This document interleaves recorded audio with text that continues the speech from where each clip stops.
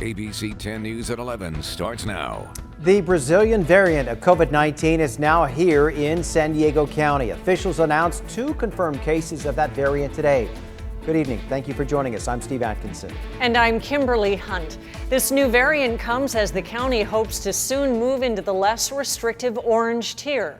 Our ABC 10 News reporter Laura Acevedo shows us what this means for vaccines and safety measures to follow. Well, doctors say this is just a reminder that now is not the time to let our guard down, saying that if we continue doing everything right, we can stop the spread of these variants. Anytime we're hearing about a new variant, it worries us a little bit. Concern as San Diego County officials confirm they've discovered the Brazil variant of COVID-19 in the county. And has now been detected for the first time in San Diego. 2 cases. One is a San Diego resident. The other is not. County officials saying the San Diego resident is a woman in her late 40s who hadn't been vaccinated or traveled. It's believed she was exposed to someone in the community. The second case linked to international travel was not vaccinated either. We just need to be very vigilant about all the things we're already doing. Like the UK variant found in the county in late December, it's believed these variants are more easily spread, but not believed to cause more severe illness or increase the risk of death.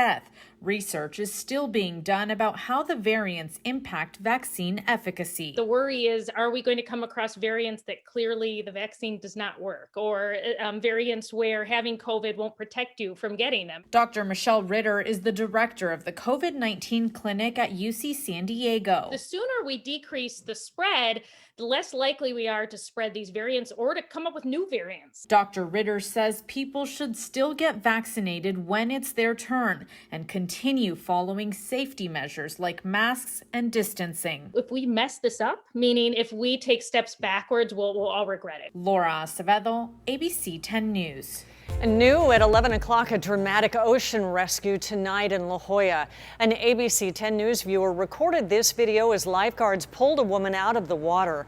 It happened a little before 8 o'clock, not far from the children's pool. The fire rescue department tells us that she may have fallen off the rocks. Crews did CPR until medics arrived to rush her to the hospital. No word yet on her condition. New developments in one of San Diego's most notorious cases, 10 years after the death of Rebecca Zahal.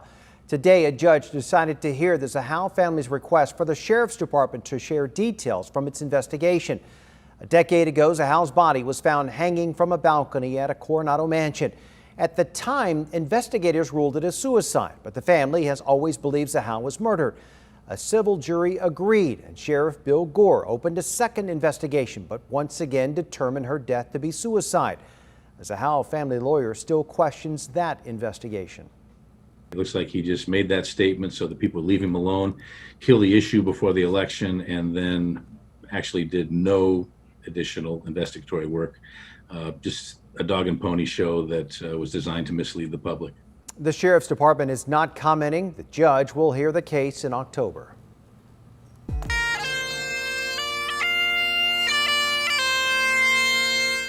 A number of vigils were held today for the 10 people who were killed when a gunman opened fire inside a Colorado grocery store.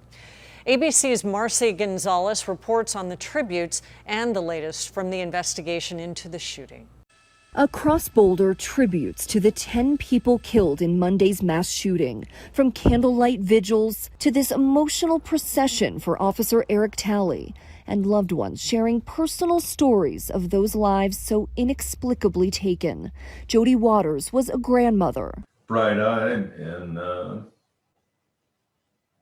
great person to be around. Kevin Mahoney was about to become a grandfather, his daughter tweeting this photo saying how grateful she is he got to walk her down the aisle last summer.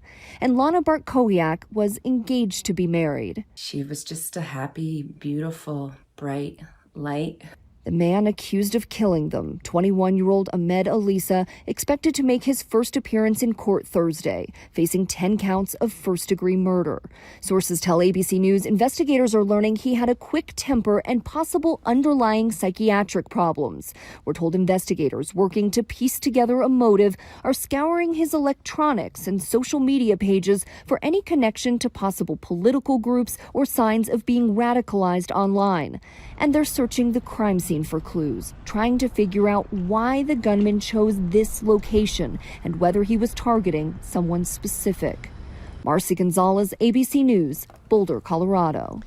San Diego County leaders say they're taking action to denounce hate directed at the Asian American Pacific Islander community. Supervisors say they plan to introduce a resolution and policy in the coming weeks. Advocates call it a great first step, but believe more needs to be done from within and without the Asian American community. What we need now is really for the community not just to take a stand today, but to think about, in the weeks, the months, and the years ahead, how do we actually work together to combat this on a daily basis? In order for us to combat what we're seeing, I think it requires that as a community, we're willing to speak up and speak out and share our stories. And even if that is not perhaps what we've been taught.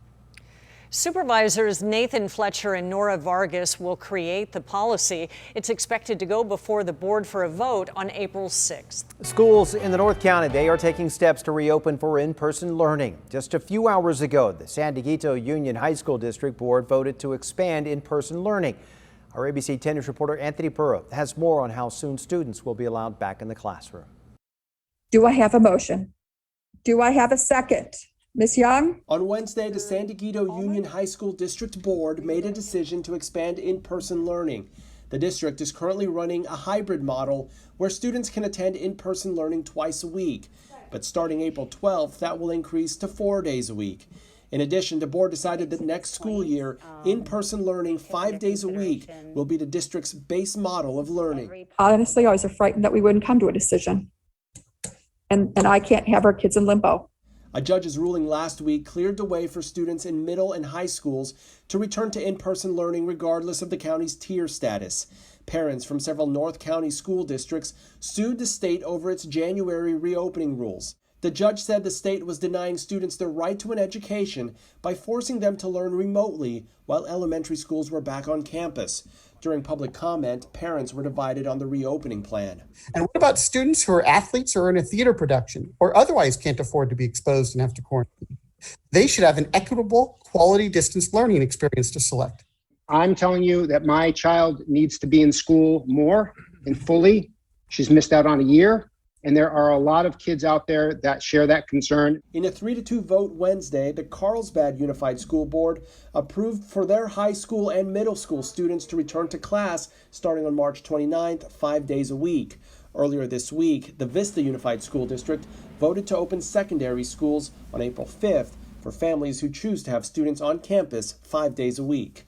Anthony Purra, ABC 10 News. The San Dieguito Union High School District will have a special meeting Monday, March 29th to finalize the reopening plan.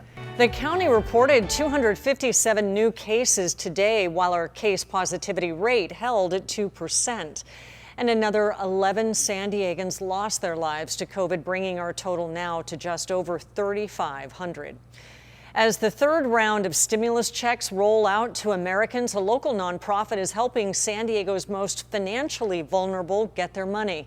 While homeless individuals qualify for the $1,400 check, they're not always set up to receive it. The nonprofit Dreams for Change say the stimulus is directly tied to the IRS and taxes. Homeless individuals don't typically file a tax return because they may not be working or have an income. While they are working with homeless services providers and outreach teams to help homeless individuals file taxes and set up checking accounts to receive the money. From someone who has very limited or no income, it's a pretty significant amount.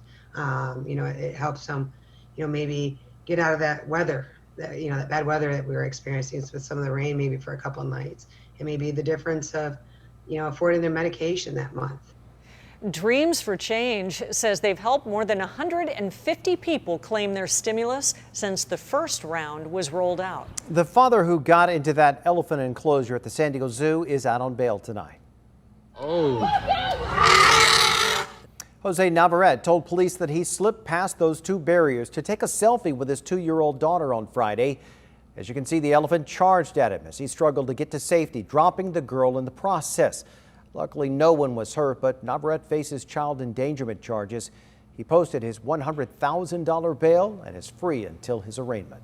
2 people are in custody after a drug bust tonight in Normal Heights. A SWAT team was called in as a precaution in case the suspects had weapons.